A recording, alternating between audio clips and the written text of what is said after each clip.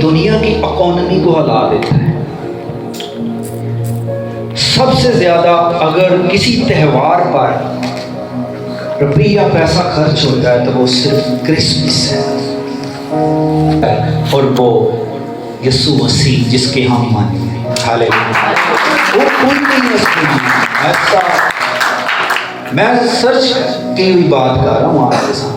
पूरी दुनिया में अगर सबसे ज्यादा किसी दिन ज्यादा पैसा खर्च होता है तो वो सिर्फ 12वें महीने की 25 दिसंबर तक, एक महीने से इतनी इकोनॉमी हिलाई जाती है पूरी दुनिया में सिर्फ एक जात के लिए, और वो जात जो जिंदा जात है। हालेलुया। वो यीशु जात है और दुनिया की कोई ऐसी जात नहीं, सिर्फ एक ही जात है। हालेलुया। आज मैं आपके साथ आज जिस बात पर हम गौर करेंगे वो है यीशु बदन बन गया। कौन सा हमारा टॉपिक है जी? यीशु बदन बन गया। इसमें यीशु पहले बदन ना था लेकिन उसका वजूद था। यीशु बदन ना था लेकिन उसका वजूद था, लेकिन वो क्या बन गया? बदन बन गया। वो बदन ना था मगर बदन बन गया। वो बदन ना था मगर बदन बन गया। देखिए, जब खुदा ने इंसान को बनाया तो इंसान को इसलिए बनाया ताकि इंसान के साथ मोहब्बत की तल्लत को जाहिर कर सके, मोहब्बत कर सके। इंसान को जब खुदा बना रहा है और इंसान के साथ मोहब्बत रखी और मिलने भी आता है, एक वक्त मुकर्रर किया है खुदा ने कि भी मैं इस वक्त इंसान के साथ क्या करूंगा, जाके मिलूंगा, रफाकत करूंगा, बातें करेंगे हम उसके साथ। ये खुदा की बात है इंसान के लिए, दिल है खुदा का इंसान के लिए, बनाने के बाद भी उसके साथ रफाकत रखता है। लेकिन इंसान अपने गुनाह के सबब से क्या होता है?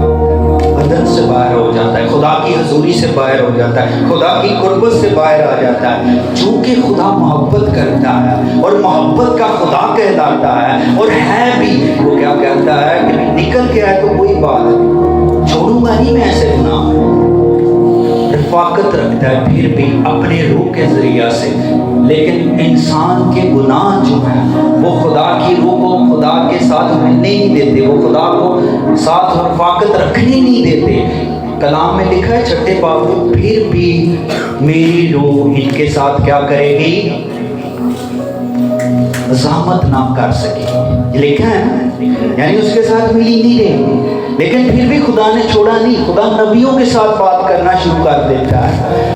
यानी खुदा को कोई मकाम चाहिए था। जब इंसानों में कोई मकाम ना मिला, एक तकरीबन 1000 साल 1500 साल खुदा इंसानों को टटोल रहा है और देख रहा है कोई तो होगा जिसके अंदर मैं सुकूनत करूं, कोई तो हो ऐसा जिसके साथ मैं रहूं और लोगों के साथ बातें करूं, उनके साथ रफाकत रखूं, कोई तो ऐसा मिले। लेकिन पूरी दुनिया में ना नबियों में मिला ना कोई और मिला। फिर खुदा कहता है आओ मैं खैमे में तुम्हारे दरमियान उतर आता हूँ, खैमा मैं लगाऊंगा तुम्हारे दरमियान और उधर मेरी हजूरी होगी, उधर मैं होऊंगा। फिर हैकल आ गई, हैकल में खुदा ने सुकूनत करना शुरू की, लेकिन इंसान के अंदर सुकूनत नहीं कर रहा था क्योंकि इंसान को इस काबिल ही ना मिला, ना कोई नबी मिला ना कोई पैगंबर मिला। लेकिन जब खुदा ने सुकूनत करने की ठानी इंसान में तो यीशु को जमीन पर भेज दिया। हालेलुया। और कलाम बयान करता है अलूहियत की सारी मेमोरी उसमें रह कर क्या करती है? सुकूनत करती है। अब देखिए ये हैरानकुन बात है,